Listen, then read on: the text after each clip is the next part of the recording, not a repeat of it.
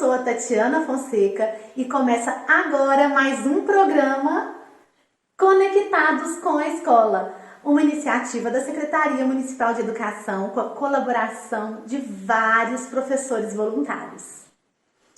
Bom, em nossa primeira aula de hoje, vamos ouvir a história Eram 10 Lagartas, que a professora Camila Oliveira preparou para esse momento. Depois, ela vai nos ensinar como fazer uma pequena lagartinha bem espertinha. Aí vocês vão falar assim: Tatiana, eu não quero uma lagarta aqui na minha casa.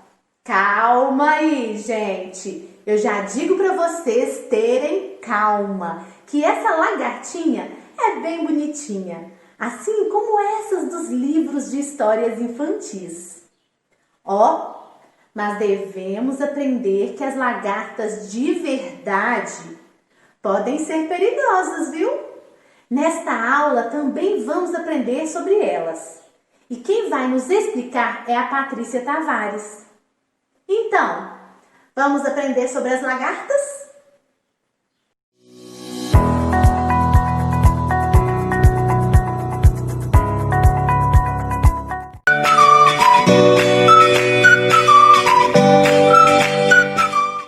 Ei, crianças, boa tarde! Meu nome é Camila e eu sou professora do Grupo 2 da Escola Crescer Pode.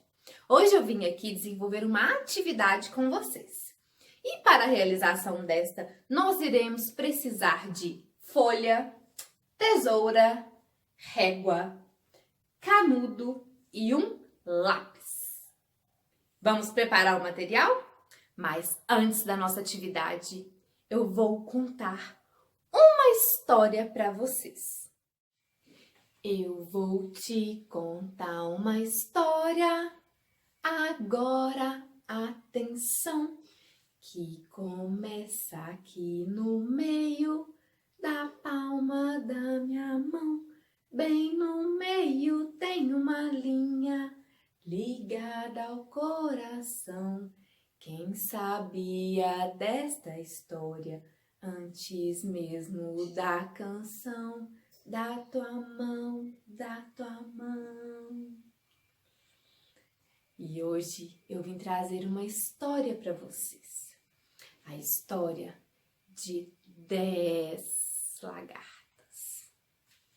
Eram 10 lagartas trituradoras que pelo sol iam sair. Mas uma delas resolveu dormir. E assim restaram 9 lagartas. 9 lagartas apressadas que pensaram estar atrasadas. Mas uma delas ficou muito cansada e ficou pelo caminho, restando assim 8 lagartas. 8 lagartas comilona que pelo caminho iam comendo, até que uma delas ficou com a barriga doendo. Restando assim 7 lagartas, que pelos galhos foram subindo mais e mais, até que uma delas ficou para trás. Restando assim 6 lagartas. 6 lagartas cantarolantes, até que uma resolveu ficar cantando. Só queria cantar. Restando assim 5 lagartas. 5 lagartas que queriam explorar e foram explorando o caminho, até que uma delas ficou perdida. Não sabia para onde ir. Restando assim 4 lagartas. 4 lagartas ousadas que foram subindo com emoção, no galho mais alto, até que uma delas, ploft, caiu no chão, restando assim 3 lagartas. 3 lagartas bem divertidas, que ficavam brincando, até que uma delas caiu no lago e se encharcou, restando assim 2 lagartas. Felizes, aproveitando a vida, agitada, mas uma delas ficou muito cansada, restando assim apenas uma lagarta. E essa lagarta ficou numa tristeza, mas, para sua surpresa, elas se transformaram em lindas borboletas. Vamos contar comigo? Quantas borboletas? Chega pertinho, vem cá. 1, 2, 3, 4, 5, 6, 7, 8, 9, 10. 10 lindas borboletas voando pelo céu, comemorando a vida. E agora, minha gente, essa história acabou. Batam palmas, batam palmas, batam palmas, e essa história entrou por uma porta e saiu por outra. Outro dia eu volto e conto outra. Então vamos lá, utilizar o nosso material. Para começar, nós vamos usar o lápis e a régua. Com a régua, nós iremos fazer uma marcação na folha. Olha, podem medir 2 centímetros. A gente faz um pontinho para ser a largura da nossa lagarta. Aí nós vamos riscar a folha e vamos utilizar a tesoura para cortar essa tira.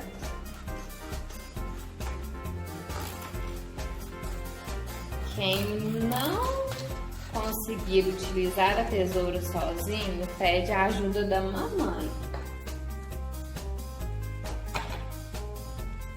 Depois que fizemos a tira, nós vamos dobrar lá ao meio. Vamos abrir e vamos juntar essa ponta com a marquinha que fez lá no meio. Depois essa ponta lá no meio também com a marquinha. Mais uma vez. Outra vez. E agora nós vamos juntar as 2 partes até formar um quadradinho pequenininho assim. Vamos cortar as bordinhas, hein?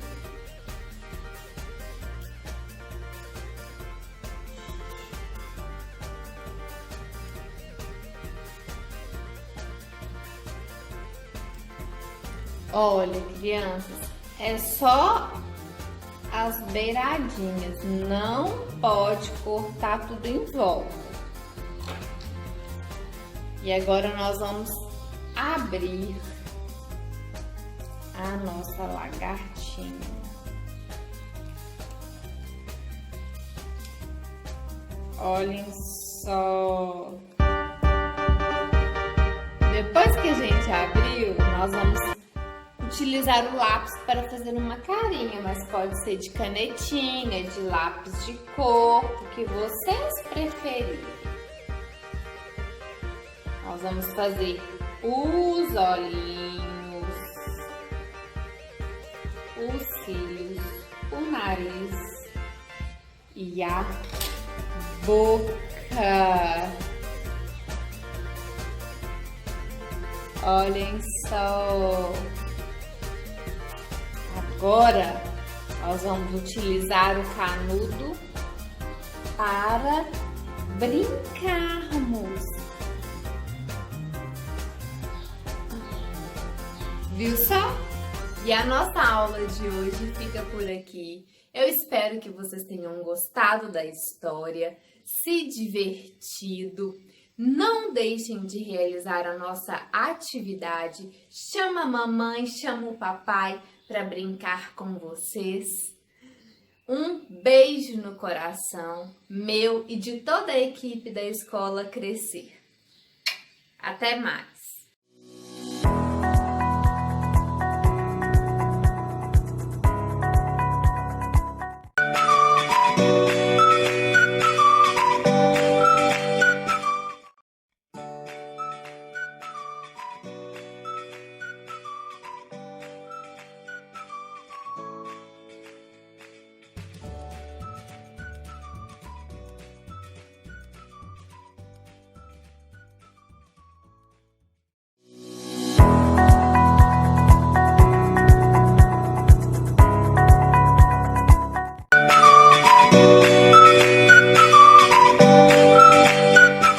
Lagarta pintada, quem foi que te pintou?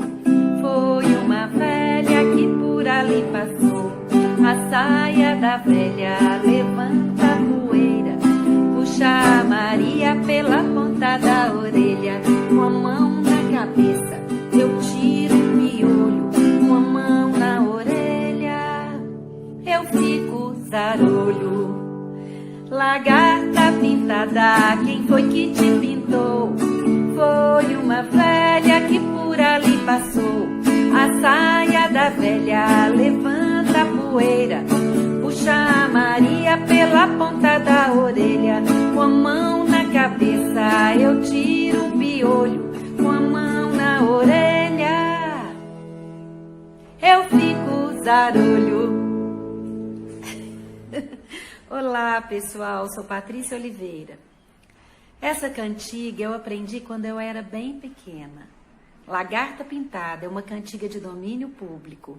Eu fiz uma adaptação do meu jeitinho para brincar com as crianças. Você também pode fazer a sua. Olá, meninada! Vocês vão ouvir agora uma adaptação do livro Eram 10 Lagartas, de Debbie Tarbet. Uma forma diferente de ouvir essa história. Eram 10 lagartas. 10, isso mesmo! Elas estavam num lindo jardim. Uma delas acabou dormindo e, coitadinha, ficou para trás. Agora eram 9 lagartas, todas rastejando rapidinho, porque achavam que estavam atrasadas, e uma delas acabou ficando para trás. Sobraram 8 lagartas, todas mastigando num lindo jardim.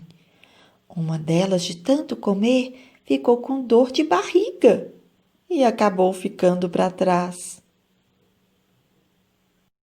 Eram 7 lagartas espertas rastejando de lá para cá.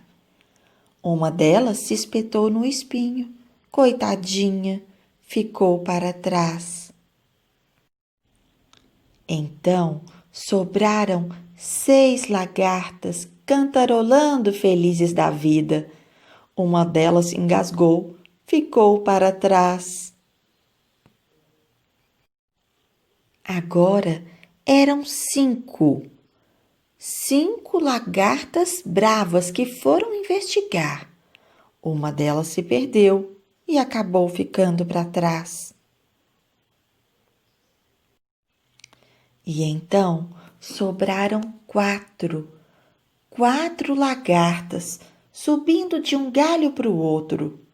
Uma delas caiu e acabou ficando para trás. Coitadinha da lagarta. Então sobraram 3 lagartas, calminhas.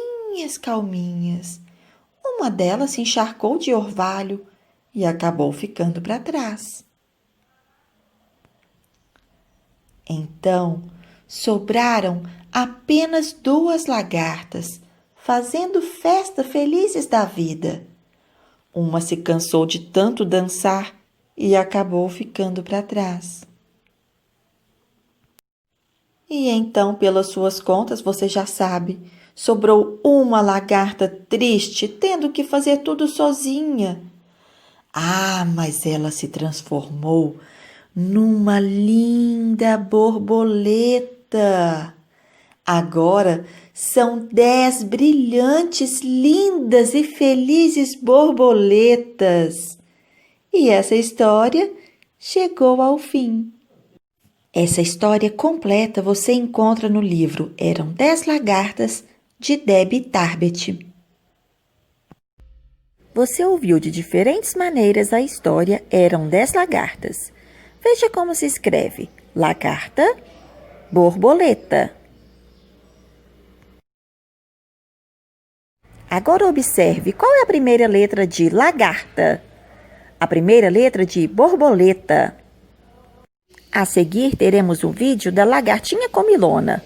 No vídeo aparecem algumas frutas e eu quero que você identifique uma fruta que comece com a letra L e uma fruta que começa com a letra B. Esse é o seu desafio. Nhoque, nhoque, nhoque, come muito a lagarta. Nhoque, nhoque, nhoque, come muito a lagarta. Nhoque, nhoque, nhoque, come muito a lagarta. Nhoque, nhoque, nhoque, come muito a lagarta. Vai ficando grande, vai ficando enorme, vai ficando imensa e gigante a lagarta.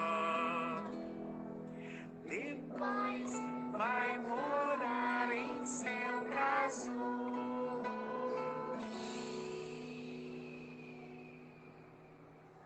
Uma asa pra lá, uma asa pra cá, virou uma borboleta. Boa, boa, boa, boa borboleta. Boa, boa, boa, boa borboleta. E boa, boa, boa, boa borboleta. Boa, boa, boa, boa borboleta. Nhoque, nhoque, nhoque, come muito a lagarta. Nhoque, nhoque, nhoque, come muito a lagarta. Nhoque, nhoque, nhoque, come muito a lagarta. Nhoque, nhoque, nhoque, come muito a lagarta. Vai ficando grande, vai ficando enorme, vai ficando imensa e gigante a lagarta. Depois vai morar em seu casulo.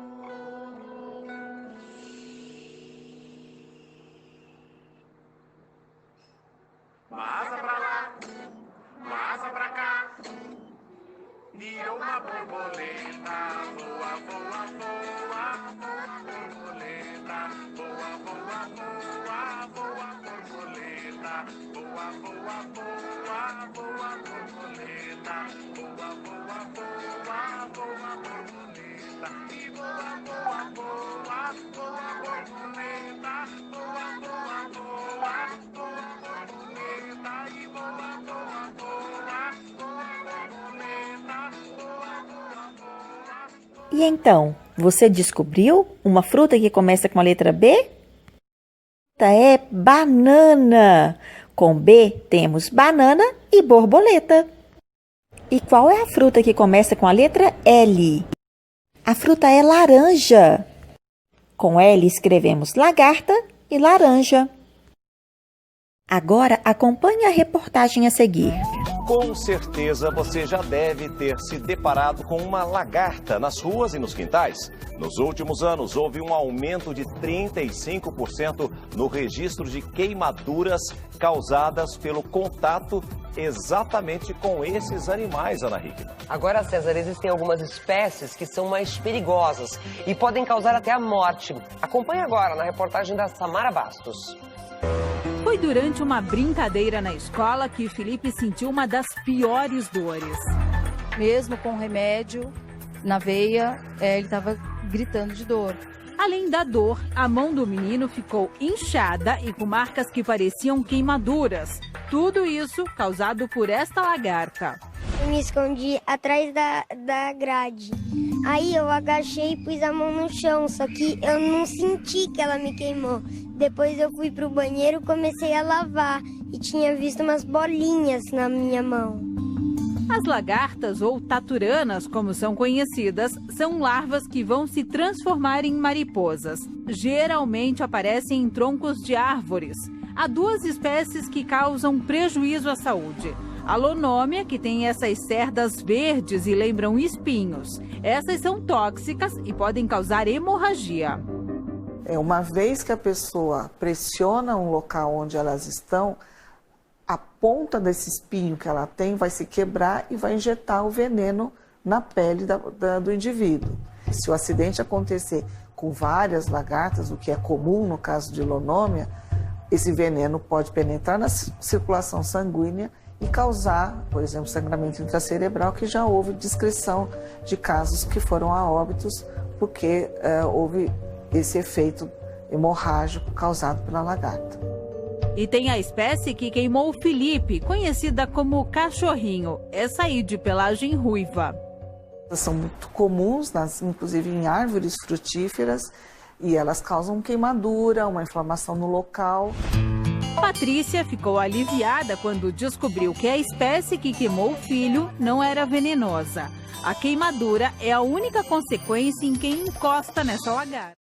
Viu só, meninada? Nos livros, as lagartinhas podem até ser muito fofinhas, mas na realidade elas podem ser perigosas. Então agora você já sabe, se ver alguma lagarta por aí, não coloque as mãos. E caso de acidente, chame algum adulto para te ajudar. Até mais!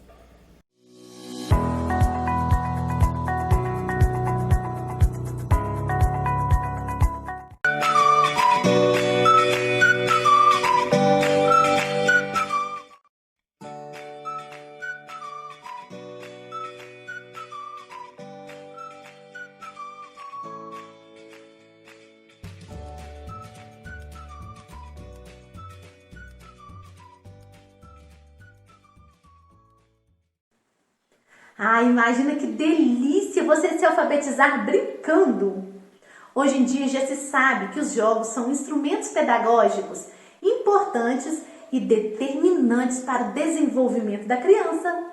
Neles, elas desenvolvem habilidades necessárias para o seu processo de alfabetização e letramento, constituindo-se então uma das linguagens mais significativas para as crianças.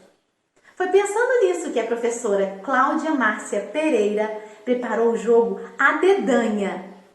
Ou será A Dedonha? Bom, meu filho conhece como Stop. Ah, mas indiferente do nome da brincadeira, que é diferente em cada lugar do Brasil, essa brincadeira é um ótimo instrumento para alfabetizar os pequenos. E aí, vamos aprender como se brinca?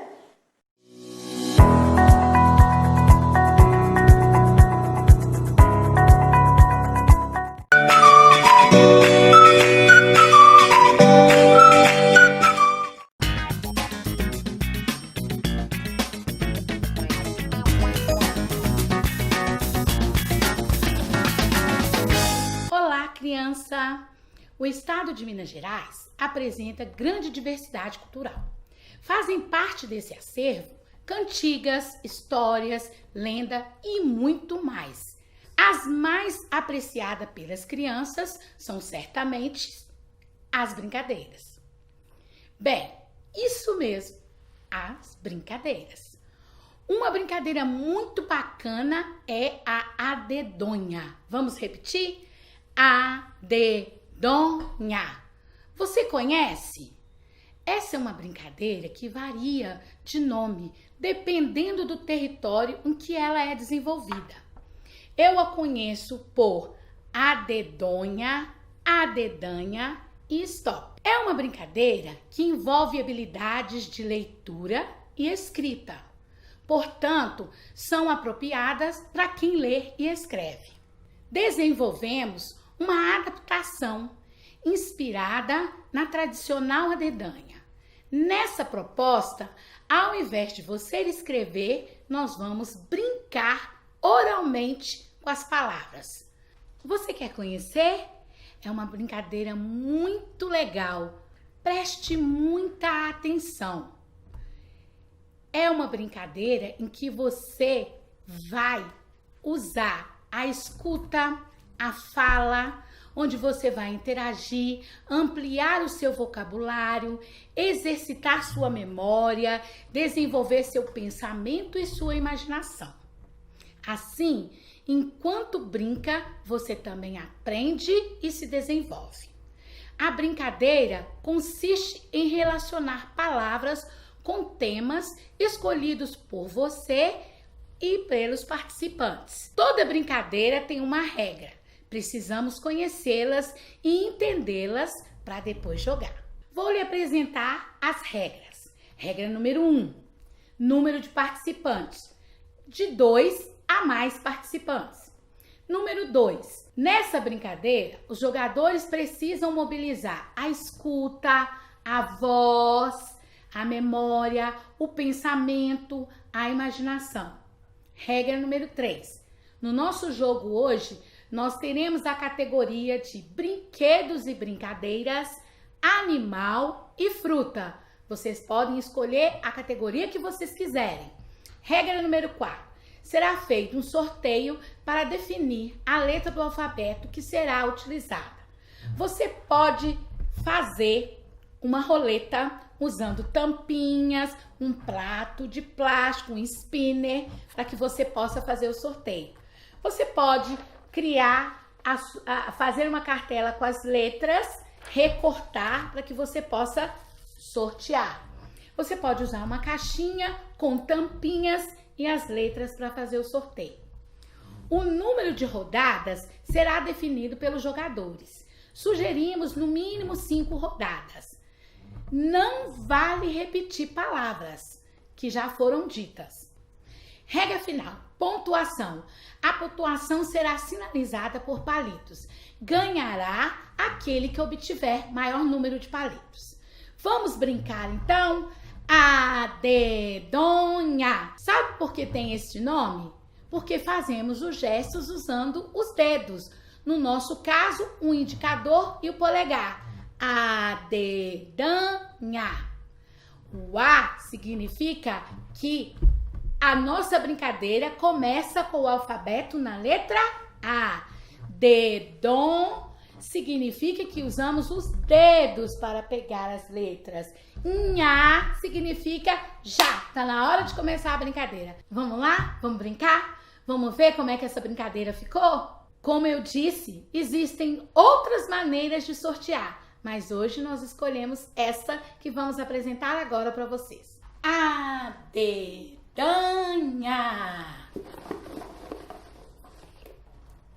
A letra E, a letra B. Brinquedo ou brincadeira com a letra B. Bola. Boneca. Um pra mim e um pra você. Mim. Animal. Boi. Ponto pra mim. Bode. Ponto pra você. Fruta. Não sei. Banana. Ponto pra mim. Comi mosca. Adedanha.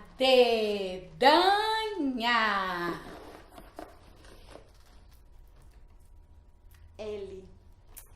Brinquedo ou brincadeira com L. Lego. Ponto pra mim. Lego. Não sei. Não me lembro. Não sei. Não tem ponto. Não tem ponto pra mim. Animal. Leão. Animal. Animal com L, com L, com L, com L. Ai, ai, ai. Lobo. Ponto pra você. Fruta. Laranja. Limão. Limão também é uma fruta. Ponto pra mim. Muito bem. Mais uma letra. Mais agora. uma. Vamos lá. Primeiro, a dedanha.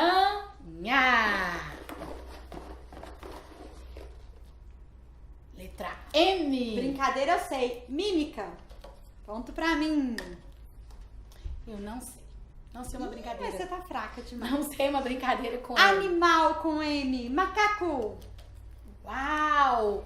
Um animal com M é o mico. Ponto. Uma fruta com M. Adoro. Melancia. Melão. Uau. Vamos fazer a contagem pra ver quem é que Faltando ganhou? brincadeira. Fruta? Já falamos fruta? Fruta. Melancia e melão. Brincadeira? Já falamos Já brincadeira? falamos. Ah, então tá bom. Mímica. Agora vamos contar. Eu tô Vamos. achando que eu tenho muito palito. Vamos ver, vamos ver. Eu conto o meu primeiro. 1, 2, 3, 4, 5, 6, 7, 8 pontos. 1, 2, 3, 4, 5, 6, 7 pontos. Eu ganhei desta vez. Da Parabéns! próxima, você que sabe. Obrigada. E aí, gente? Para adequar a sua realidade, essa brincadeira pode sofrer várias alterações. O básico você já conhece. De agora em diante é com você.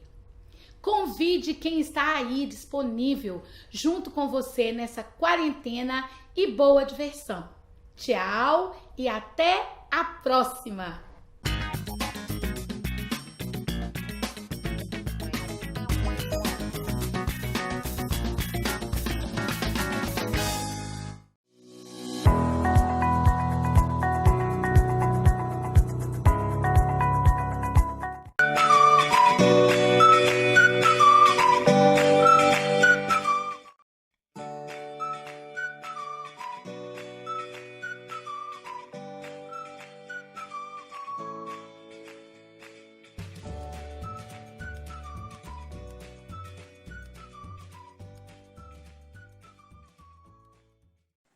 É importante incentivar as crianças desde cedo a conhecerem esse universo poético e apresentar-lhes livros que despertem o prazer à leitura e à escrita é muito importante.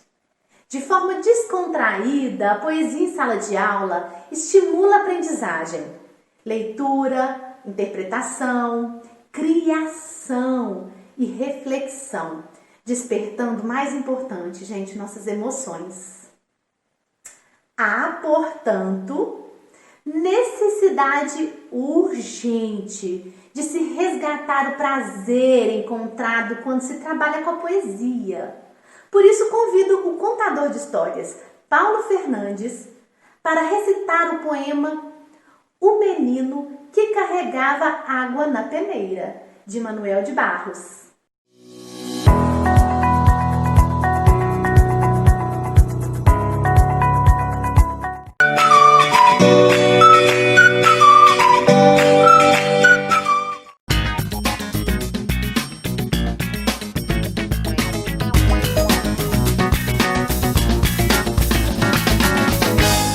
Olá, criança! Se liga na educação. Sempre é tempo de aprender. Eu sou Paulo Fernandes, contador de histórias, e tenho uma proposta muito bacana para você. Venha participar! Se ligue! A literatura é direito de todos e a escola desempenha um papel importante na formação do leitor literário, garantindo acesso à literatura de qualidade. Vai aí uma pitada de poesia para desenvolver a sua sensibilidade estética e despertar sua imaginação e te encantar. Vamos de poesia. Manuel de Barros, o menino que carregava Água na Peneira. Tem um livro sobre águas e meninos. Gostei mais de um menino que carregava água na peneira. A mãe disse que carregar água na peneira era o mesmo que roubar um vento e sair correndo com ele para mostrar aos irmãos. A mãe disse que era o mesmo que catar espinhos nas águas, o mesmo que criar peixes no bolso. O menino era ligado em despropósitos. Quis montar os alicerces de uma casa sobre orvalhos.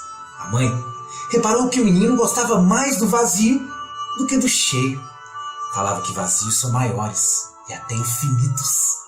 Com o tempo, aquele menino que era cismado e esquisito porque carregava água na peneira, com o tempo descobriu que escrever seria o mesmo que carregar água na peneira.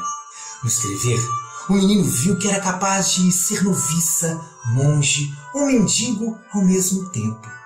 O menino aprendeu a usar as palavras. Viu que podia fazer peraltagens com as palavras. E começou a fazer peraltagens. Foi capaz de modificar a tarde botando uma chuva nela. O menino fazia prodígios. Até fez uma pedra dar flor. A mãe reparava o menino com ternura. A mãe falou: meu filho, você vai ser poeta. Vai carregar água na peneira a vida toda. Você vai encher os vazios com as suas peraltagens. E algumas pessoas vão te amar por seus despropósitos.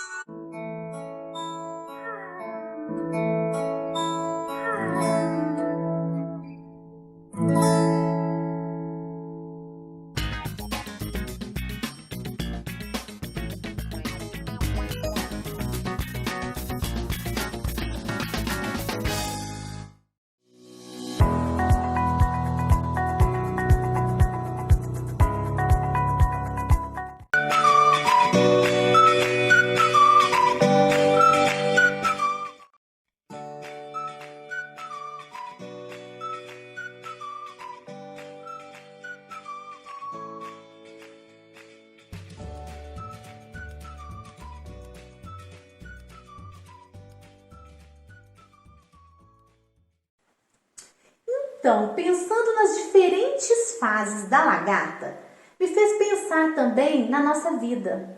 O ser humano ele passa por diferentes fases entre o nascimento e a morte.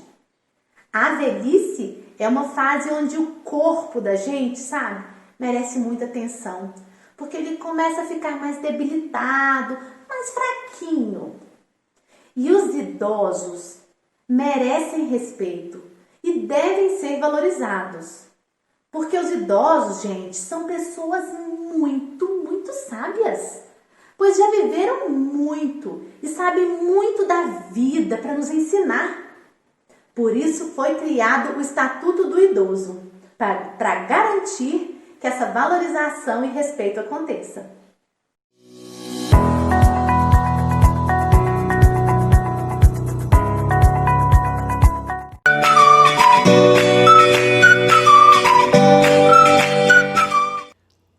Pessoal de casa, tudo bem com vocês? Eu sou a professora Mariana Valinhas e a nossa aula hoje é de ciências.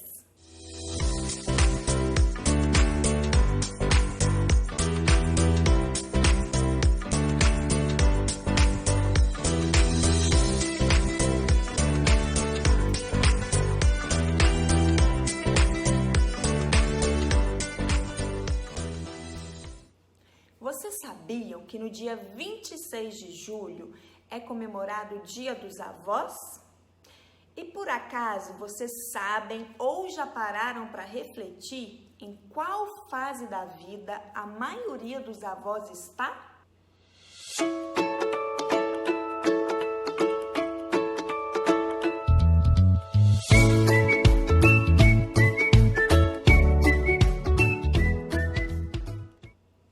Nós, os seres humanos, somos seres vivos, certo? Isso quer dizer que nós nascemos, crescemos, podemos nos reproduzir e morremos. Mas, entre o nascimento e a morte, o ser humano passa por diferentes fases e o seu desenvolvimento em cada fase é diferente e único.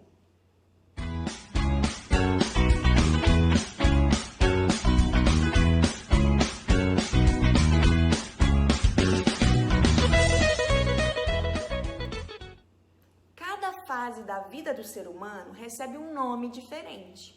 A primeira delas é chamada de infância e vai de 0 a 12 anos. Nessa fase, a criança nasce, cresce bem rapidamente. Nos primeiros anos da infância, a criança é bem dependente dos cuidados de um adulto. À medida que vai crescendo, ela vai criando mais independência e vai conseguindo fazer as coisas sozinha. A segunda fase da vida do ser humano é chamada de adolescência e vai dos 13 até os 17 anos, mais ou menos. O crescimento continua e ocorrem várias mudanças no corpo dos meninos e das meninas. As mudanças de humor também são constantes. Aí vem a terceira fase, que é chamada de fase adulta, e ela costuma ir dos 18 até os 60 anos. E é quando o corpo do ser humano atinge o máximo do seu desenvolvimento. As pessoas adultas têm capacidade de cuidar de si mesmas e podem exercer diferentes funções. Geralmente é nessa fase que as pessoas têm filhos. Passada a fase adulta, vem a velhice, que é a partir dos 60 anos. A velhice também é conhecida como a segunda parte da vida adulta. Uma pessoa na velhice já tem muita experiência de vida e o seu organismo começa a ficar um pouco mais debilitado.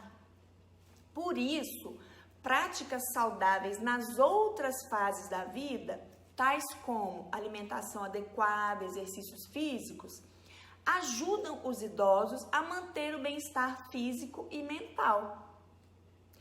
O desenvolvimento do corpo é acompanhado de diferentes atividades sociais e o aprendizado ocorre durante a vida toda. Apesar de o corpo não crescer mais na idade adulta, o desenvolvimento não para, porque as pessoas são capazes de aprender cada vez mais, usando sua criatividade e sua capacidade cognitiva. Vocês sabiam que algumas pessoas viveram seus momentos mais marcantes e ficaram inclusive famosas por isso no final da fase adulta ou até mesmo na velhice? Querem ver um exemplo? O artista italiano Michelangelo, que nasceu em 1475 e morreu em 1564, foi terminar uma das suas maiores obras quando estava com 66 anos, a pintura da Capela Sistina, em Roma, na Itália. Quer ver outro exemplo? A poetisa brasileira Cora Coralina, que nasceu em 1889 e morreu em 1985. Ela só foi começar sua carreira de escritora aos 50 anos de idade e lançou seu primeiro livro de poemas somente quando estava com 75 anos. Então, fica aí a dica para vocês. Nunca deixem de ler, nunca deixem de estudar, de procurar informações, de ir atrás de cultura, estimular o cérebro de vocês, porque a gente está em constante aprendizado, tá bom? Agora, eu vou voltar lá na pergunta que eu fiz no comecinho da aula, lembram? Eu perguntei em qual fase da vida vocês acham que a maioria dos avós devem estar? Depois de tudo isso que eu falei, o que vocês acham? Isso mesmo, a maioria dos avós geralmente se encontra na velhice. Mas olha, eu conheço pessoas que se tornaram avós bem cedo, viu, pessoal? Eu conheço homens e mulheres que se tornaram avós ainda na idade adulta, antes dos 60 anos. Então, isso pode variar um pouco. Por isso eu perguntei em qual fase a maioria está, porque tem alguns que ainda estão na fase adulta. E os seus avós, em qual fase estão ou estiveram? Agora, deixa eu fazer uma outra pergunta para vocês. Vocês tratam todo mundo com respeito? Vocês respeitam seus irmãos, suas irmãs, seus amiguinhos, suas amiguinhas? E os mais velhos, vocês respeitam? E os idosos? Vocês tratam os idosos com respeito, com carinho? Sabiam que existe um estatuto para garantir os direitos fundamentais dos idosos? Mas, professora, o que é um estatuto? Vamos lá, vou explicar para vocês. Um estatuto é um conjunto de leis ou regras que devem ser seguidas dentro de uma sociedade. No âmbito jurídico, um estatuto disciplina o relacionamento interno e externo dessa sociedade. Ou seja, tratar bem os idosos é lei. O Estatuto do Idoso, então, é uma lei que define quais são os direitos garantidos aos idosos. Esse estatuto existe desde 2003 e foi sancionado pela Lei Federal número 10.741 de 2003. Ele é composto por 118 artigos que tratam de assuntos como direitos fundamentais do idoso, medidas de proteção, políticas de atendimento ao idoso, formas de acesso à justiça e definição de crimes contra os idosos.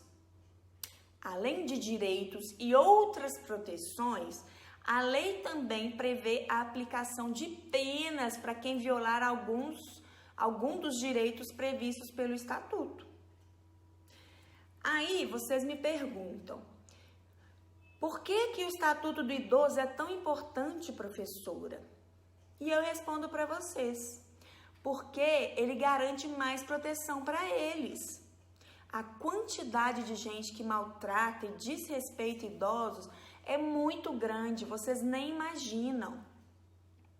A lei reúne direitos que já eram definidos na Constituição Federal e ainda outros direitos que eram previstos na Lei da Política Nacional do Idoso. Além disso, o Estatuto prevê penas, como eu já disse, que serão aplicadas a pessoas, empresas ou até entidades que violarem algum dos direitos dos idosos. Essa penalização pelo descumprimento acaba por inibir o desrespeito ao cumprimento da lei. Se a pessoa sabe que vai ser penalizada, ela acaba não desrespeitando, não é mesmo? De acordo com o Estatuto, quais são os direitos fundamentais do idoso? Vamos descobrir?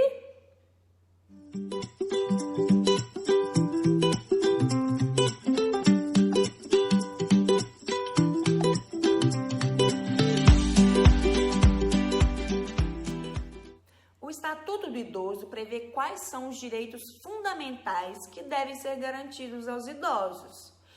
Esses direitos são os direitos básicos garantidos aos cidadãos, que já são previstos na Constituição Federal. Direito à vida, direito à liberdade, ao respeito à dignidade, direito a receber alimentos se não tiver condições financeiras para se sustentar, direito a cuidados de saúde, direito à educação, à cultura, ao esporte, ao lazer, direito à profissionalização, ao trabalho, direito à previdência social, direito à assistência social, direito à habitação, direito ao transporte. O Estatuto também garante a proteção dos idosos, especialmente se eles estiverem em situação vulnerável ou em perigo.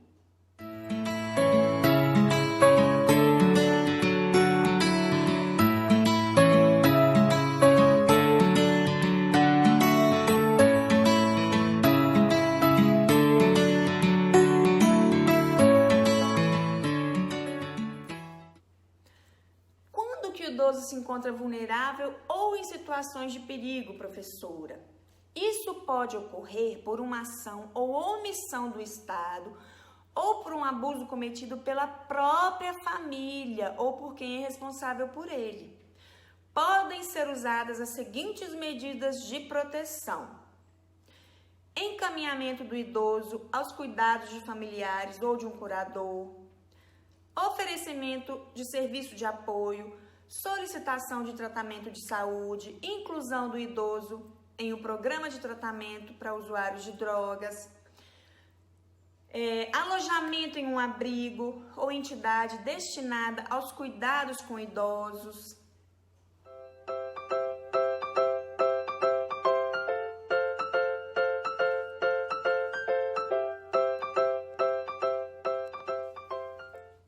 As políticas de atendimento aos idosos são um conjunto de medidas direcionadas à proteção e à garantia dos direitos da população com mais de 60 anos.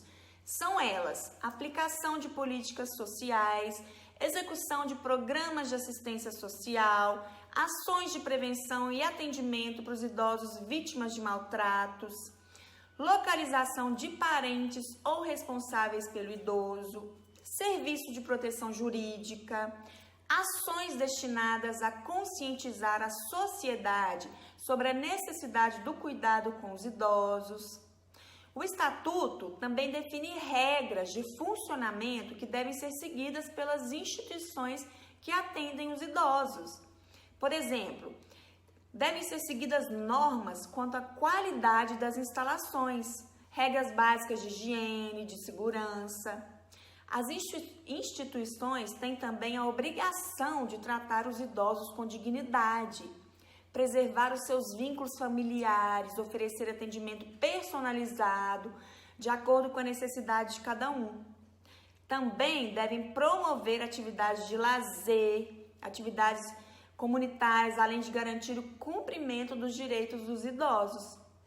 As atividades desenvolvidas pelas entidades de atendimento são sempre fiscalizadas pela vigilância sanitária, pelos conselhos do idoso e pelo Ministério Público. Em caso de descumprimento da lei, as instituições podem ser penalizadas com advertência, pagamento de multa, suspensão do recebimento de verbas públicas, cancelamento de funcionamento da instituição e proibição do atendimento de idosos. O Estatuto garante também que os idosos terão prioridade no acesso à justiça e no andamento de processos e de procedimentos. E eles também devem ter prioridade nos atendimentos realizados na administração pública, em instituições que prestem serviços públicos, entre outros.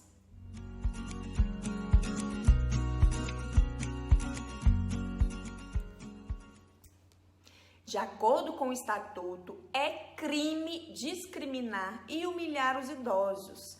Da mesma forma, não prestar assistência a um idoso que esteja em perigo, abandoná-lo ou colocá-lo em risco, também são crimes contra o idoso. Para essas condutas, existem penas que podem variar entre 6 meses e 1 ano. Querem ver alguns exemplos das penas contra os idosos? Abandono do idoso em hospital, dá 6 meses a 3 anos de cadeia. Apropriar-se de bens, valores ou pensão do idoso dá de 1 ano a 4 anos de cadeia. Exibir informações pessoais sobre o idoso, de 1 a 3 anos de cadeia.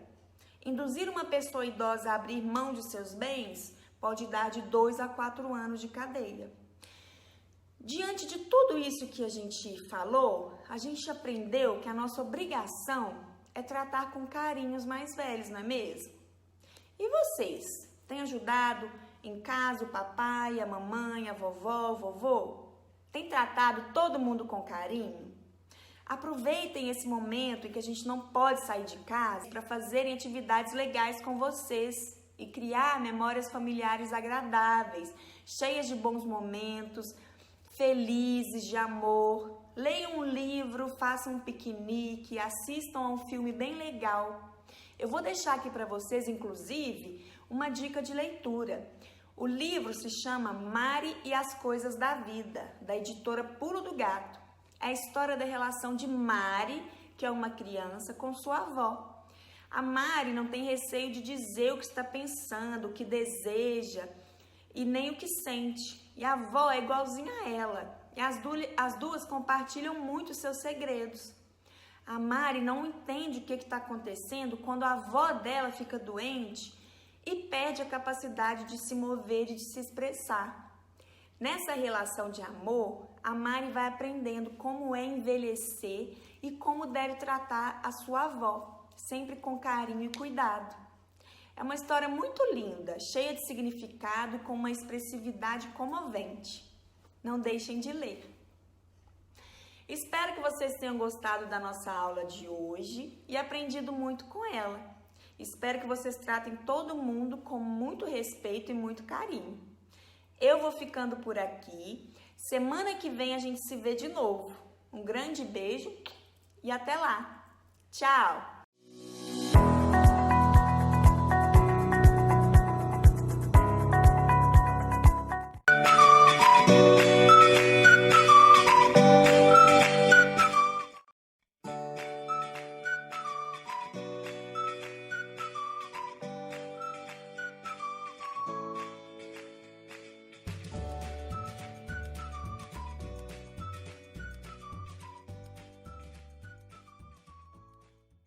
Agora, vamos caminhar por uma linguagem artística muito legal.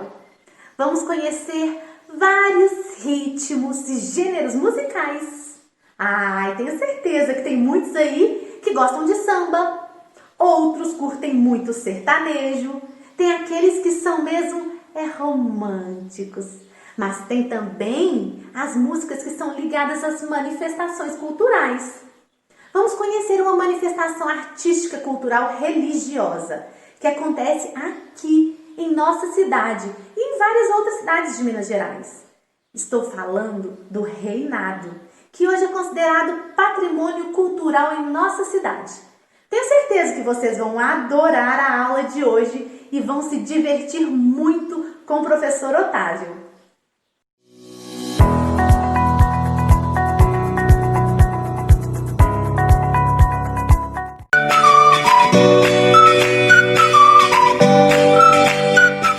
Olá pessoal, tudo bem? Eu sou o professor Otávio Vinícius Arantes e estou aqui com vocês para mais uma aula de artes. Na aula de hoje vamos falar da diversidade cultural na música. A música é um elemento extremamente importante para a vida do sujeito humano. O que é isso, professor Otávio? Nós estamos em constante interação com a música a todos os momentos, seja nos nossos momentos alegres, festivos, em comemorações, ou seja também em momentos tristes. Também usamos a música em momentos religiosos, em outros vários momentos que o ser humano se utiliza para expressar, se acalmar e dialogar com o universo musical. Não é isso mesmo? Eu tenho certeza que você que está aí do outro lado deve estar pensando em um monte de músicas que você gosta para trabalhar quando você está bem, quando você está triste, ou mesmo quando você quer fazer uma recordação. Ou seja, às vezes vivemos um momento em qual aquela música marca para sempre as nossas vidas. E quando a gente quer lembrar aquilo de novo, a gente usa aquela música daquele momento para recordar.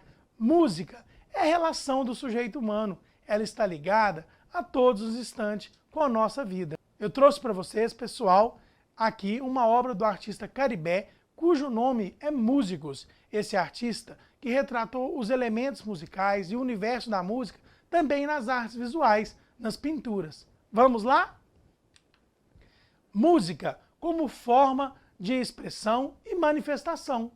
Como eu disse, nós utilizamos a música para tudo. Ela está presente integralmente em várias atividades humanas. Toda essa forma, nós estamos relacionando todos os dias com o universo musical. O que é isso, professor Otávio? Como eu disse, numa festividade religiosa, a música está presente. Em uma comemoração de aniversário, a música também está presente. E quando nós estamos tristes, saudosos, a música também se faz presente. Pessoal, nós vamos perceber que a música está ligada a diversos elementos da linguagem e da ação humana. Pessoal, vocês sabem que a música, ela não existe somente de uma forma. Existem vários gêneros musicais. O que é isso, professor Otávio?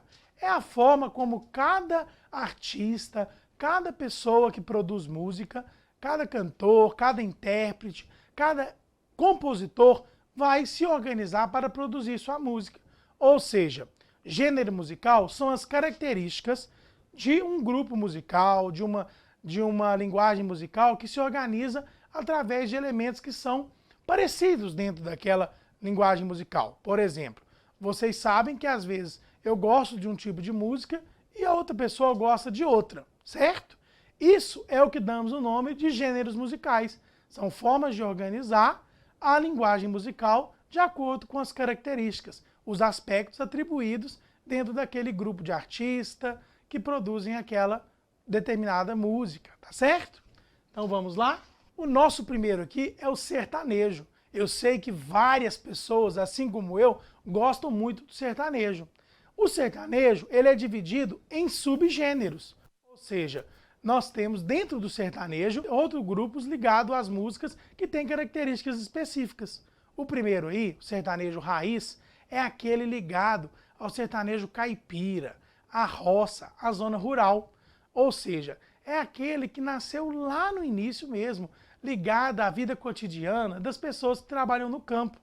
Nós temos aí vários artistas que trabalham com esse sertanejo raiz. Vocês já devem ter ouvido aí os famosos modão do vovô, do papai, que trabalham aí com a música caipira, o sertanejo raiz. Outro é o sertanejo romântico, conhecido muito hoje pelo sofrência. O que é sofrência, professor? É aquele sertanejo que trabalha as relações românticas dos sujeitos humanos, que falam com essa linguagem musical das diversas atribuições do sentimento na vida humana. Então o sertanejo romântico está ligado aí à expressão do sentimento. Nós temos também o sertanejo dançante. Esse sertanejo dançante é ligado às músicas que movimentam o corpo, que as pessoas têm vontade de dançar, que as pessoas têm vontade de se movimentar. Nós temos também o sertanejo universitário. Esse vocês devem conhecer bem. É o que está mais na moda. Artistas como Gustavo Lima, Luan Santana, Humberto e Ronaldo e tantos outros artistas que trabalham com essa linguagem jovem, que trouxe características do sertanejo raiz, características do sertanejo romântico e configurou na modernidade, no que nós estamos vendo aí agora, que são as músicas sertanejas ligadas aos aspectos cotidianos, ou seja, hoje dificilmente vocês não vão ligar o rádio e não vão ouvir algum desses artistas que estão na mídia trabalhando com o sertanejo universitário. Outro elemento, pessoal, é o MPB. Esse algumas pessoas não conhecem. O que é MPB, professor? MPB significa Música Popular Brasileira. O que é isso, professor? É um grupo de artistas que, a partir de acontecimentos, a partir de fatos importantes para a nossa história, se organizaram em busca de valorizar a cultura do nosso país. Esses artistas que participam da MPB trabalham com elementos da cultura brasileira. Eles valorizam a nossa história, eles valorizam os meios de comunicação, eles valorizam a interação do sujeito humano brasileiro, a identidade brasileira. Nós vamos perceber que a música desses artistas, desses cantores, intérpretes, que trabalham com a MPB, falam muito dos elementos naturais do Brasil, falam muito da política, do social e também vão fazer apontamentos e questionamentos para os aspectos sociais, políticos e tantos outros. Então são músicas que nos fazem refletir e pensar.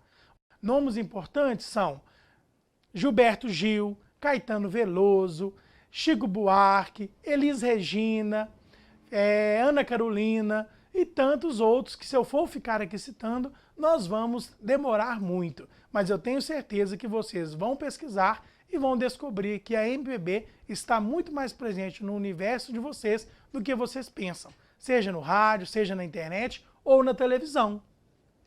E o samba, pessoal? O samba, esse gênero musical maravilhoso, que teve influência muito grande dos africanos que vieram para o Brasil. Começou lá na Bahia, em Salvador, no Recôncavo Baiano. Depois, esse movimento, esse gênero musical ficou tão grande que chegou ao Rio de Janeiro, onde se ramificou e se consolidou. Nós temos dentro do samba diversas formas de subgêneros, ou seja, igual ao sertanejo. Nós temos dentro do próprio samba outras formas de caracterizar as manifestações do samba. Então vamos lá? Primeiro, o samba de roda. Ele é muito presente tanto na Bahia quanto no Rio de Janeiro. Está ligado às manifestações culturais, periféricas dessas comunidades. O samba enredo, pessoal, lembra vocês muito bem? É as escolas de samba, tanto do estado de São Paulo quanto do Rio de Janeiro, que trazem alegria nos carnavais. Vocês já devem ter visto passar na televisão as escolas de samba. Aquele samba que eles cantam lá recebe o nome de samba enredo. E temos também o pagode, esse pagode que é tão gostoso e faz a gente cair mesmo ao som do pandeiro, esse instrumento muito importante tanto no samba de roda quanto no samba enredo ou mesmo no pagode. Pessoal, cantores famosos se consolidaram com o gênero musical do samba dentro do pagode, como Tiaguinho, como Alexandre Pires e tantos outros. Vale também fazer uma pesquisa e conhecer esse universo musical magnífico do samba. E o forró, pessoal, esse gênero musical muito bacana. Ele começou lá no Nordeste. Esse gênero é subdividido em outras linguagens, como, por exemplo, o xote, o baião e o chachado, que são ritmos do forró muito famosos na região Nordeste. Esse ritmo, pessoal, esses ritmos são ligados a instrumentos musicais, como a sanfona, a zabumba e o triângulo. Então, pessoal, eu quero falar para vocês sobre Luiz Gonzaga, esse artista maravilhoso que trouxe a cultura nordestina para São Paulo por meio do forró. Ele apresentou para os paulistanos, para o resto do país, a cultura do Nordeste cantada de forma muito bacana, muito maravilhosa pelo forró. Quem de vocês já não ouviram aquela música? Quando olhei a terra ardendo. Essa música faz parte de um cenário cultural gigante que foi cantado por Luiz Gonzaga durante a sua carreira para o Brasil inteiro. Então nós vamos ver aí a ascensão do forró pela figura do Luiz Gonzaga. Pessoal, existem outros gêneros musicais, como por exemplo o rock. O rock é um gênero musical que faz bastante sucesso no Brasil. Surgido nos Estados Unidos nos anos 50, esse estilo foi incorporado por artistas brasileiros na década de 1960 e conta com a presença de instrumentos como a bateria, a guitarra elétrica e o baixo. Temos também em solo brasileiro o funk. O funk que tomou conta de todas as comunidades periféricas do Brasil. Começou lá no ano 70, com Tim Maia e Tony Tornado. De lá para cá, muitos elementos foram incorporados, como letras que tratam de interesses da juventude suburbana. Assim, o funk se tornou, sobretudo, parte da cultura periférica brasileira. Então nós vamos ter aí várias músicas de funk que vão retratar a cultura periférica das comunidades do Brasil. Temos também, pessoal, o axé, que é um estilo musical que surge em Salvador, na Bahia, na segunda metade da década de 1980. Caracteriza pelo uso intenso da percussão, pela utilização predominante de instrumentos como o repique, o timbal e os surdos. Então, pessoal, vocês vão perceber que os gêneros musicais estão espalhados de diversas formas em diversos locais do nosso Brasil. Músicas folclóricas. As músicas folclóricas. Vamos mergulhar nesse universo maravilhoso, que também é um gênero musical? As músicas folclóricas são canções populares e tradicionais que fazem parte da sabedoria de um povo. Esse tipo de manifestação musical é transmitido pela tradição oral. E muitas das vezes o autor da mesma já foi esquecido ou nem mesmo chegou a ser conhecido. Pessoal, vocês viram aí as músicas folclóricas. Quem de vocês já não ouviu Atirei o Pau no Gato, ou Rouba Bandeira, outras músicas que fazem parte do folclórico brasileiro? Então, pessoal, essas músicas estão ligadas às manifestações artísticas culturais da música folclórica, tá certo? Outro elemento bastante importante que é ligado à música folclórica é o reinado. O reinado, pessoal, está ligado às músicas folclóricas. E em Divinópolis é uma manifestação cultural religiosa muito importante da nossa cidade. E geralmente acontecem muitas festas nos bairros e também no centro de Divinópolis, que fazem a ligação com esse gênero da música brasileira, que são as músicas folclóricas. Está presente no reinado as cantigas, as formas de expressão e principalmente os tambores e outros instrumentos que fazem parte dessa cultura maravilhosa. Trouxe para vocês um vídeo que faz parte da Guarda-Mor do reinado de Divinópolis, lá do bairro Alto São João de Deus. Esse vídeo que vocês vão ver é uma manifestação cultural, artística, religiosa que faz parte das comemorações do reinado em nossa cidade. Aprecie aí um pouquinho, daqui a pouco estou de volta.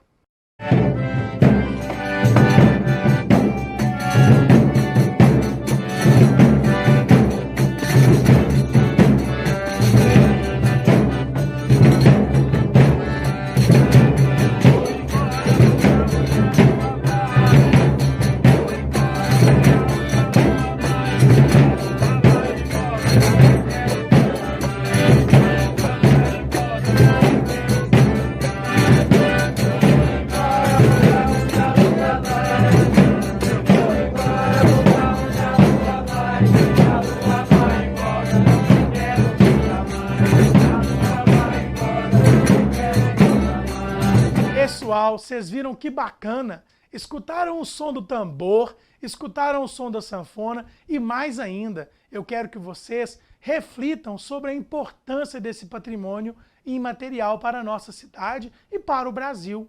Ali naquela música, naquele som que vocês ouviram, está carregado de sentimentos. Nós não vimos no início dessa aula que a música trabalha com sentimento, trabalha com emoções? Então, dentro das manifestações folclóricas, da música folclórica e dentro dos elementos que constituem o reinado, nós estamos lidando direto com isso.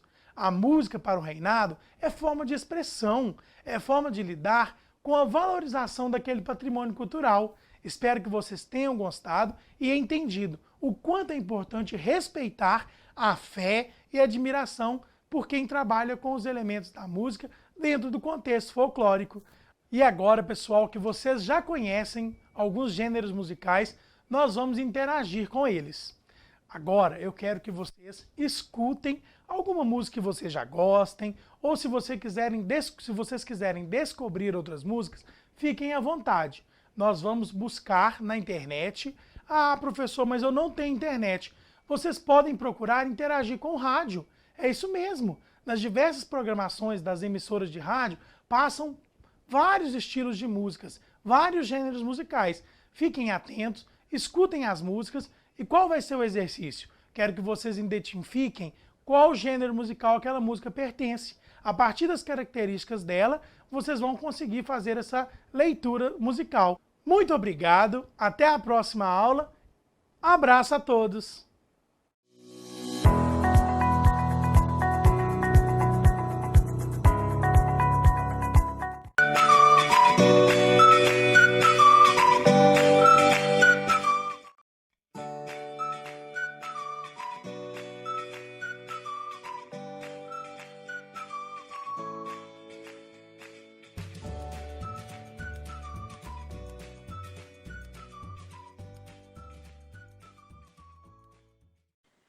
Bom, na última aula de inglês, O Ronei estava testando os conhecimentos da Elisete, professora de língua portuguesa, a respeito das palavras em inglês que são usadas aqui no Brasil, principalmente nas redes sociais. A Elisete até que estava indo bem, sabe? Mas o Ronei disse que ia dificultar para ela nas próximas palavras. Ixi, e aí? Vamos conferir como foi o final deste quiz?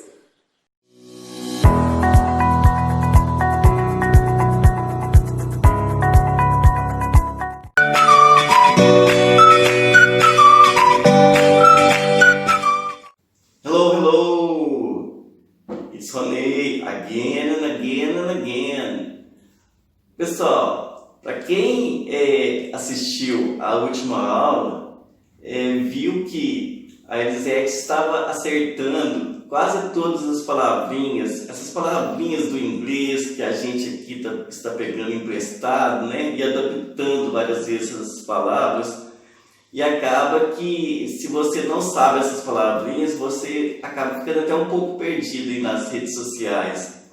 Então, nessa segunda parte, a gente vai continuar com o joguinho, o quiz, né? Para saber se a Elisete está por dentro dessas palavrinhas. E tem palavrinhas mais difíceis aí. Vamos lá assistir esse bloco, então? Então, vamos lá. Ô, Elisete, e o tal do stalker? Stalker. Não sei. Essa eu não sei. Passo. Nunca viu falar, falando assim, ou stalker. Tem hora que os meninos falam com o outro assim, você tá stalkeando, você tá stalker, você é um stalker. Não sei não. Ah, então perdeu um pontinho. Falei, gente, eu falei para vocês que a coisa ia complicar. Complicou. Ô, Elisete, o stalker é aquela pessoa que fica na espreita, fica vigiando alguém. Ela vem do verbo em inglês stalk, que é aquele caçador que fica ali meio que escondido, esperando para bater a caça. Às vezes até mesmo ser humano, né? Quando ele está ali, aquele stalk. Mas na internet acabou pegando o significado da pessoa que fica seguindo o outro para saber, a Elisete acabou de postar um negócio, aí eu vou lá e quero saber o que ela postou uma nova foto, entendeu? Normalmente a pessoa fica por dentro daquele mundo ali da pessoa e às vezes acaba até assustando, igual aconteceu com aquela Ana Hickman, não sei se você vai lembrar, que teve um cara cartão dela, que ele, né? Ele acabou sendo, tentou chegar demais perto dela e parece que o irmão reagiu, né? O cunhado dela deu um tiro nele. Então, foi aqui em Belo Horizonte que isso aconteceu. Eu lembro assim, um pouco da história, mas assim, nem sempre é nesse sentido tão forte assim, mas os meninos às vezes usam para falar que alguém que fica seguindo demais o outro, que fica querendo saber demais sobre o outro, é um stalker. E igual você falou, o português entra, aí o pessoal fala stalkear, você está stalkeando, é engraçado a língua, mas é isso. Ô, Ronei, e você já reparou que toda vez que a gente aportuguesa uma palavra, por exemplo, um verbo, a gente sempre transforma esse verbo em verbo de primeira conjugação? Sempre a gente põe aqui, ó, deletar, chipar, né? Trollar. Por quê? Porque quando os falantes criam essa palavra, eles não têm esse raciocínio assim, esquematizado. Mas isso acontece porque os verbos da primeira conjugação, terminados em A, são os mais fáceis de conjugar. Legal, né? O tanto que o inconsciente da gente trabalha sem a gente perceber. Você pode ver que todos os verbos do inglês que a gente utiliza, chipar e tudo, é terminado em A.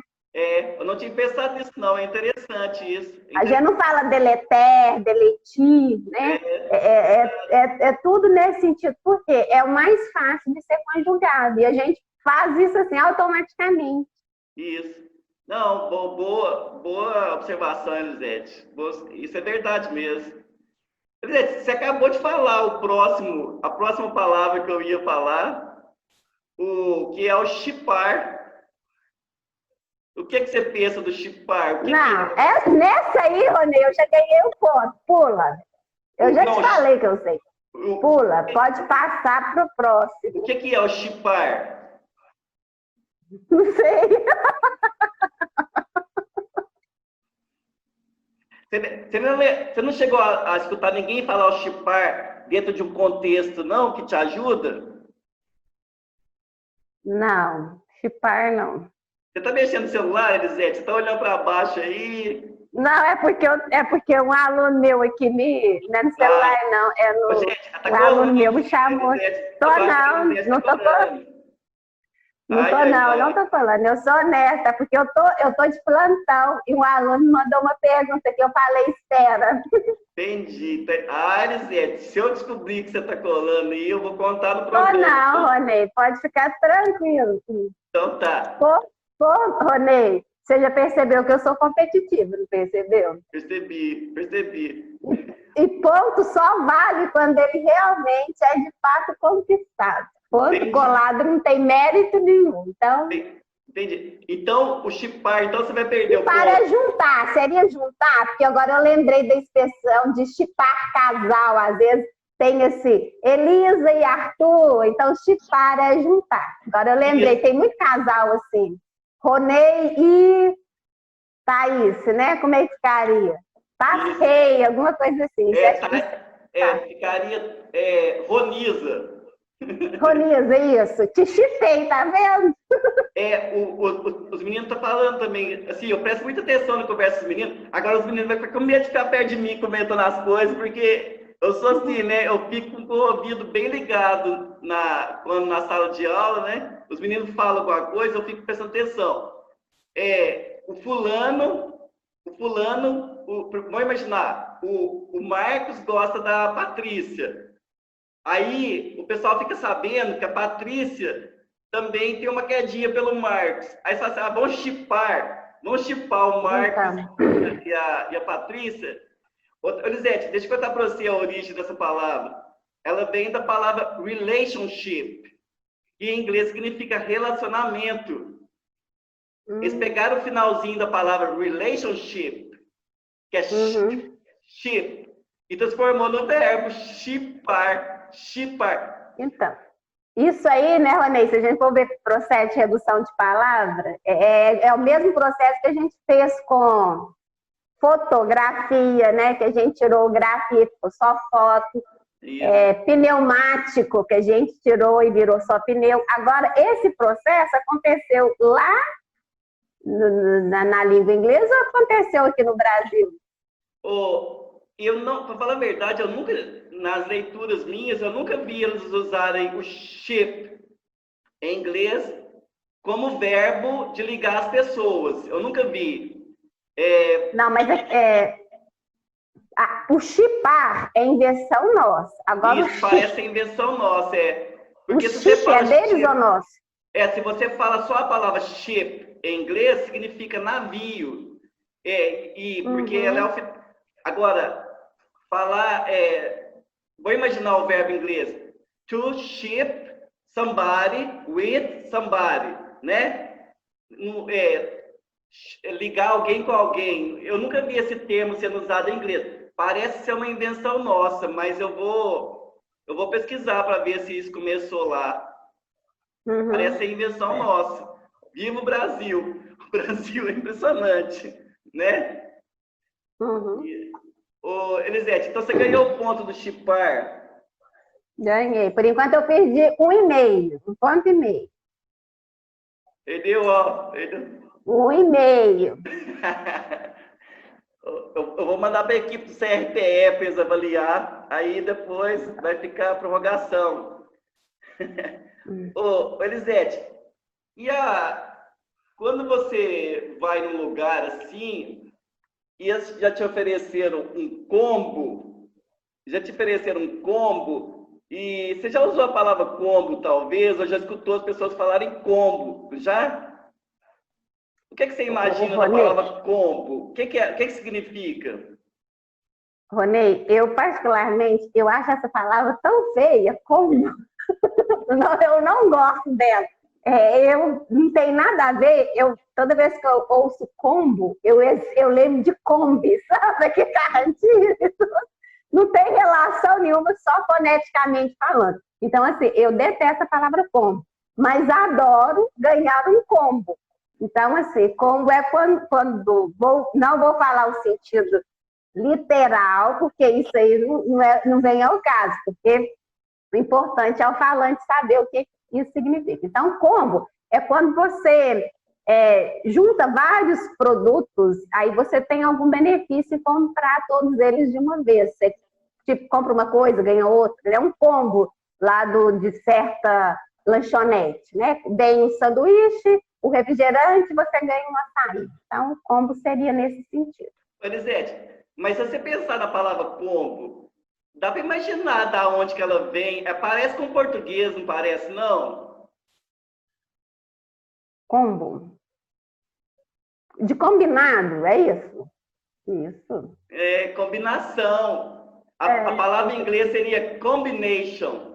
Combination. Aí tiraram o e-nation e colocaram o o. Combo. Combo. Eles fazem isso também com a palavra conversation. Conversation, que é conversação, que é um bate-papo. Tem hora que eles falam só convo. Convo. E é legal. A língua, com essa mania de reduzir as coisas, tem hora que né, Lisete? Complicado, né? Mas o combo vem de combination. Ô, Ronei, mas esse processo de redução vem do próprio modo de vida nosso, né? Hoje em dia a gente tem que fazer tanta coisa que você tem que reduzir para caber tanta coisa dentro, porque o tempo continua o mesmo, o dia continua tendo 24 horas. Só que as nossas tarefas em relação aos que vieram antes da gente quadriplicou. Então, assim, essa redução vai na comida, né? Que hoje tem até a palavra fast food, que é a coisa mais rápida, até nas palavras que a gente usa, nos textos, na linguagem, né? Hoje, por exemplo, você não escreve mais aquelas cartas enormes de 3, 4 parágrafos, a gente tinha que sentar para escrever. Hoje você manda um e-mail rapidinho, né? Em vez de você falar assim, a encomenda foi entregue, aí você fala, partiu, né? Fui, né? Em vez de falar assim, estou indo na casa da minha mãe, você escreve fui e pronto. Então, assim, esse é um processo que acompanha a evolução dos tempos também. Então, não acontece só na língua portuguesa, acontece em todos os outros idiomas, eu acredito. A praticidade, né? Ô, Lisete, então você está com 7 pontos, pela minha conta aqui. Quantas perguntas você já fez? 9. Eu estou com 7,5. Você fez 9 perguntas, eu estou com 7,5. Então tá. Então vamos ver. Ô, Lisete, e tem hora que você vai no lugar, eles perguntam se você quer. Se eu falar o produto, você vai saber. O pessoal tá usando aí de vez em quando um tal de barbecue. Barbecue, que algumas pessoas estão falando errado e estão falando barbecue. Mas o nome certo é barbecue. Você já viu esse termo? Já, isso aí é churrasco. É churrasco. O barbecue. Adoro. Quando você vai lá no Subway, que é outro nome em inglês, né? Lá eles perguntam se você quer o molho barbecue, que é o molho de churrasco, né? Com sabor de churrasco. Às vezes é abreviado como BBQ. Tem lugar que vem escrito BBQ. Apesar da palavra ser escrita com C-U-E no final, eles abreviam às vezes como BBQ, porque a letra Q em inglês tem o som de Q. Então fica BBQ. Então, mais ponto para você, então, né, Lisete? Mais um ponto. Você vai ter que me dar de prêmio um barbecue. Eu vou ter que te dar um barbecue. Fazer um churrasco. Ótima nota, né, Lisete? Para comemorar. Isso mesmo. Lisete, e quando a gente, às vezes o pessoal fala que alguma coisa bugou? Ô, Ronei, essa palavra bugou tem a ver com, né, quando foi passar de 1999 para 2000, todo mundo falou no bug do milênio, né? Então, bugar é tipo assim, ficar doida, né? Igual sair do colo. Tipo assim, é bugar, sai do controle, ficar meio doido. Eu acho que vai inteirar o meio estragar, ponto. Estragar, não. Por exemplo, vai inteirar o meio ponto daquela com o meio ponto dessa. Porque mais ou menos tem a ver. Então você vai ficar o seguinte, que, ó, o bug, em inglês, bug é inseto. Existe a palavra insect, mas existe também a palavra bug, B-U-G. E o que aconteceu? Quando eles criaram o primeiro computador, o computador era enorme, era do tamanho assim de 3 metros por 3, tipo 3 metros quadrados, o computador, 4 metros quadrados, ocupava uma sala inteira. Aí o que aconteceu? Entrava inseto de verdade no computador, na CPU do computador. E aí eles falavam assim, deu bug, né? Deu um bug no computador. Aí quando o computador foi evoluindo, aí a CPU foi ficando menorzinha. Hoje até pode entrar um bug, pode até entrar um inseto na CPU, mas é raro. Mas o nome continuou. O nome bug, toda vez que dá um problema no computador, deu um bug. Atrapalhou o computador. E esse trem acabou sendo usado também no dia a dia. Quando alguma coisa dá errado, os meninos estão falando, ih, bugou. Alguém não consegue responder alguma coisa? Ih, bugou. Então eu acertei, Rony. É justamente isso. Não é no sentido de hoje, não é na questão de inseto. Então, uma coisa bugou, é uma coisa que deu errado, estragou, endoideceu. Então, eu tô fazendo uma coisa, aí tô com a cabeça cheia, errei aqui, começa a dar tudo errado, eu falo assim, não, buguei aqui. É nesse sentido, então tá super certo. Ô, Rony, e você sabia que quando eu comecei a trabalhar em escritório, tinha fax, e dava muita formiga dentro de fax também. Elas são ecléticas, não é só nos computadores que elas gostavam de invadir, não. Elas gostam de tecnologia, então, né, as formigas? Não. Elas devoram a tecnologia, né, Lisete? Não tem sentido na palavra. Então vai ser o meio ponto daquele com o meio ponto dele? Não, esse é um ponto, olha isso. Eu sei que você está decepcionado, que você achou que eu ia tomar um banho e tudo, mas vamos ser justos, eu acertei. Eu e todos os falantes, a gente pensa, quando a gente vê uma palavra estrangeira, a gente não pensa na tradução literal, não. A gente pensa no significado dela ali naquele contexto prático. Então tá certinho, pode pôr. Por enquanto eu perdi 1,5 ponto. Elisete, eu estranho muito que você não tenha virado advogada, viu, Elisete? Foi um acidente muito grande de percurso, o juiz não ia ter paz. Então, bugar aqui, então, pela minha conta aqui, já foram 11 palavras, você perdeu 1,5 ponto, você está com 9,5. Isso, as duas finais agora, vamos ver. Elisete, e a palavra flopar? Eu nem entendi direito. Fala o que é? Flopar. F? É com F. Com F? Isso. Não, essa eu não sei. Nunca escutou ninguém falar? Não. Então, eu vou te dar uma dica, mas não vale ponto mais não. Não, uma dica vale meio. Não. Na segunda dica... então não me dá dica não, dá a resposta. Para que eu vou pensar no significado se eu não vou ganhar ponto nenhum? Ô, Elisete, você vai criar um problemão para você, porque seus alunos assistindo isso, eles vão falar assim, agora eu vou discutir com a Elisete agora tudo para ganhar meus pontos. Rony, torço para que isso aconteça, porque se eles souberem desenvolver argumentação para me convencer, eu vou estar mais satisfeita do que com o resultado da prova em si. Então, alunos podem fazer isso. Aí, pessoal, mas argumentos embasados. O meu argumento é embasado. Se você vai me dar uma dica e eu vou ter que continuar pensando, então é meio ponto que tem que valer. O pessoal do Otávio Olímpio de Oliveira, os alunos do Otávio Olímpio e os alunos do CETEP, aí, ó, fiquem de olho nessa negocinho que pode ser lucrativo para vocês, hein, gente? Grave isso aí. Elisete, eu vou te dar a dica, então, vai valer meio ponto.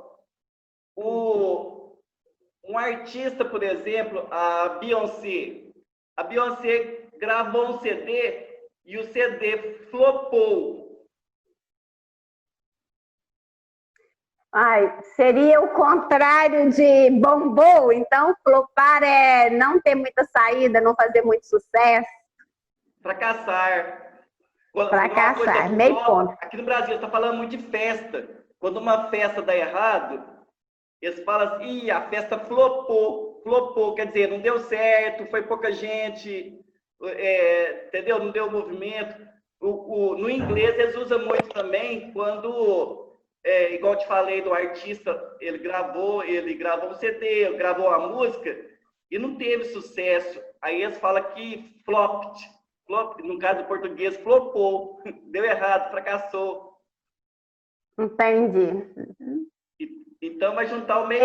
Eu não flopei na segunda tentativa, então ganhei meio ponto, né? Ganhou meio ponto. Então você está com 10 até agora. Né? 10 em 12. 10 em 12. 10 em 12. 10 em 12. A última agora. Elisete, essa é muito fácil. Eu nem sei porque eu deixei ela por último. Mas o pessoal usa tanto e ela acabou virando uma palavra em português, que é a palavra mídia. A palavra mídia. E acabou tendo uma derivada que foi a palavra multimídia. O que você me diz da palavra mídia? A mídia, aí, no caso, assim, os meios eletrônicos de divulgar alguma coisa, né? Informação, notícias, são meios eletrônicos, então mídia. Aí a gente usa, né? Mídia social, mídia eletrônica, nesse sentido. Isso. A mídia, em inglês escreve com E, né? Escreve M-E-D-I-A, mídia. Ela significa meios de comunicação. A palavra medium é meio, meio de comunicação. E a palavra plural dela, do latim, virou mídia. Aí... Ronei, essa palavra teve uma alteraçãozinha de significado com o tempo, você percebeu? Há um tempo atrás, não muito recente, usava mídia para se dirigir dirigia muito aos meios, por exemplo, jornal, televisão, aos meios de comunicação, assim, de massa, vamos dizer assim, que era considerada mídia. Aí isso foi publicado na mídia, ou seja, foi publicado no jornal, na TV. Agora, hoje, a mídia está mais relacionada à internet, a esses meios eletrônicos, né? Sofreu uma alteraçãozinha do significado forçado pelo uso dessa palavra, né? Entendi. O pessoal está usando muito social media, né? Social media, que acabou virando um meio de comunicação também, né, Elisete? Muitas pessoas, elas recebem as notícias pela social media, né? Que nem sempre é verdadeira, né? Isso. Então, Elisete, você marcou mais um ponto, então você ficou com... Você tirou 11 em 13. Nossa, Eba! Parabéns, Elisete. Ô, Ronei, agora eu vou te perguntar só uma palavra da nossa língua para ver como é que você está em relação ao nosso vocabulário. Se eu te convidasse para um converscote, você aceitaria? Ah, converscote eu sei. O converscote é um piquenique. Isso, Ronei, muito bem. Converscote. Eu lembro de usar essa palavra, não sei na onde, tinha uma pessoa, um personagem de televisão que falava essa palavra, converscote. E é uma palavra... Não, isso aí...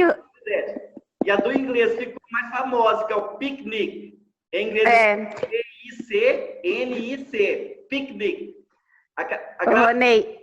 Qual é, Elisete? Eu não lembro. Pequenique.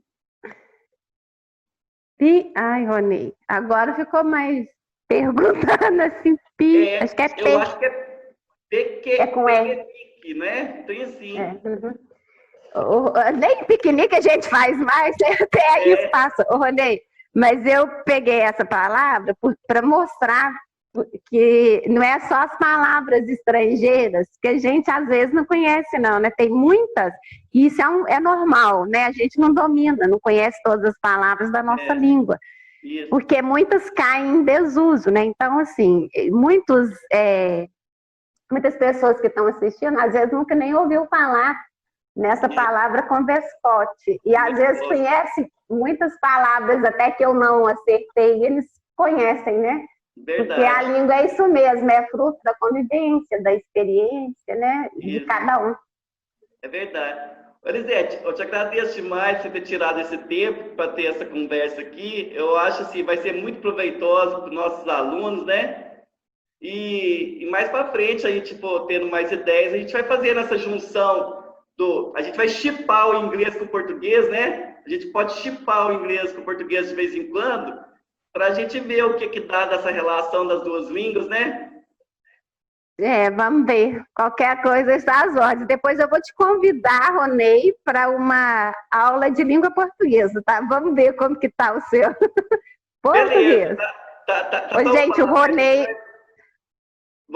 é bom em português, viu, gente? Também muito bom. Às vezes a gente compartilha alguma coisa no grupo, aí ele vê lá, aponta umas correções, ele é bom não é só no inglês, não, na nossa língua também.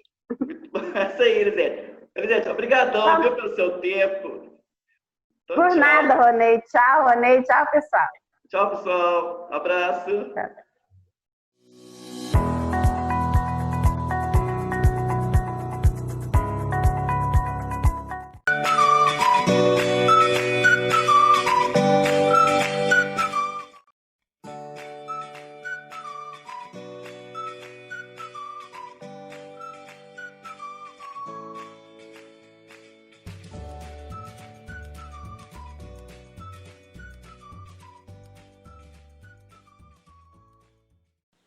O Ronei e a Elisete me fizeram ficar aqui pensando no significado das palavras que em português têm significados tão diferentes. Gente, não é à toa que no mundo todo sempre a gente ouve falar que a língua portuguesa é uma das mais difíceis para se aprender. Tem muitas palavras que se escreve e se pronuncia da mesma maneira, mas o seu significado é totalmente diferente, dependendo de como ela é utilizada em uma frase. É engraçado isso, né? Já sei. Vou convidar a professora Andréia para nos explicar sobre isso em sua próxima aula.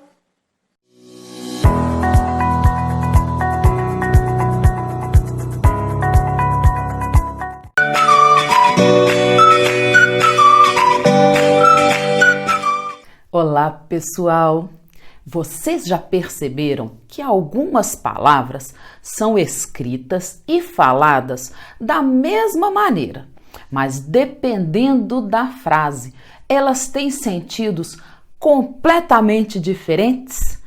Por exemplo, quando eu falo a palavra banco, algumas pessoas na hora vão lembrar do banco da praça, mas outras pessoas vão pensar no banco aonde guardamos dinheiro. E numa frase, como ficaria essa palavra? Vamos ver. Sentei no banco da praça para esperar o banco abrir. E se eu falar em vela?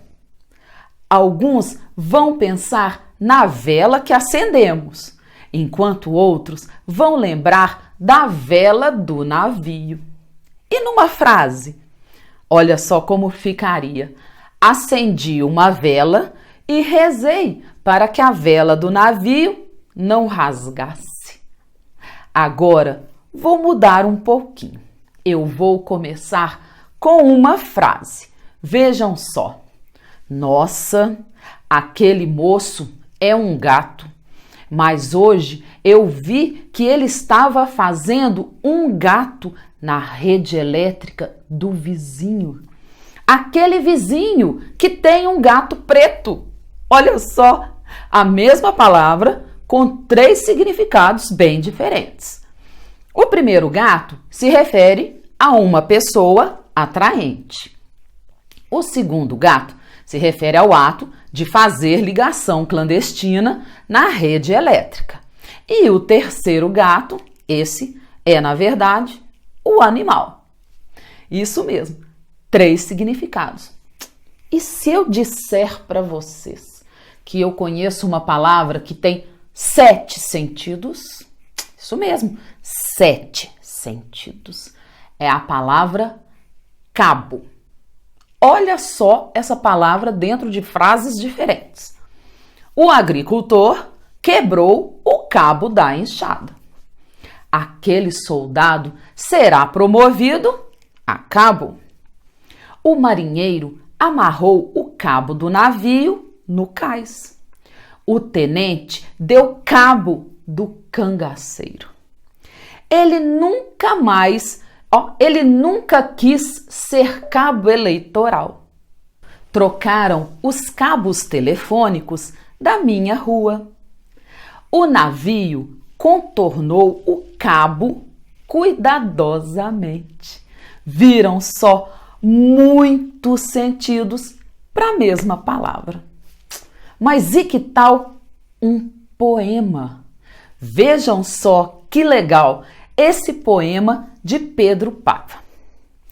Olho por olho, dente por dente, catando o piolho, quebrei um dente. Dente do pente ou dente da frente? Olho por olho, dente por dente. Olho no molho, põe mais um dente. Dente de alho ou dente de gente? Vamos analisar o poema. A primeira parte do poema, olho por olho, dente por dente, se refere a um conjunto de leis muito antigo, chamado Código de Hammurabi, que determinava que, se, por exemplo, durante uma briga, um dos lutadores arrancasse o olho ou o dente do outro lutador, quem arrancou o dente deveria ser punido tendo seu dente arrancado. Ou, no caso, se arrancasse o olho, teria que ter seu olho arrancado. E assim, referente a tudo. Roubou, perde a mão. Bateu, apanha. Mas o poeta, ele vai além. Ele segue misturando outros dentes. O dente da gente com o dente de alho. E o dente do pente. São muitos dentes completamente diferentes. E agora, que tal a gente rir um pouquinho com algumas tirinhas? Eu adoro tirinhas. Vejam só o que aconteceu com o pobre Chico Bento. Ele tá lá de pendurado e gritando: acorda, Zé Lelé, rápido, acorda. E o Zé Lelé responde: uai, pra quê? Eu não tô dormindo. Eu acho que o Chico Bento está pedindo para jogar a corda para ele subir. Mas o Zé Lelé entendeu que era para ele acordar, mas ele não tá dormindo. E essa aqui, o pai fala pro filho: só falta encaixar esse parafuso, filho. Vai lá buscar a porca. E lá vai o filho pro chiqueiro. Vamos, Rosinha, é só por um instante. Ora, eu tenho certeza que o pai queria era essa porca aqui, não é não? E na última, eu não tive como tirar a razão do Chico Bento. Olha só, a mãe diz para ele: Chico, você tá muito cabeludo, precisa cortar o cabelo. E ele responde: quero não, mãe. A professora disse que o barbeiro transmite a doença de Chagas. Pois é, ele misturou o barbeiro, que é um inseto que realmente transmite a doença de Chagas, com o profissional que corta o cabelo, que também é o barbeiro. Viram só? Eu tenho certeza que a partir de hoje vocês vão começar a perceber várias outras palavras que, mesmo sendo escritas e faladas da mesma forma, possuem sentidos completamente diferentes dependendo da frase. E essa foi a nossa atividade de hoje. Nos vemos na próxima.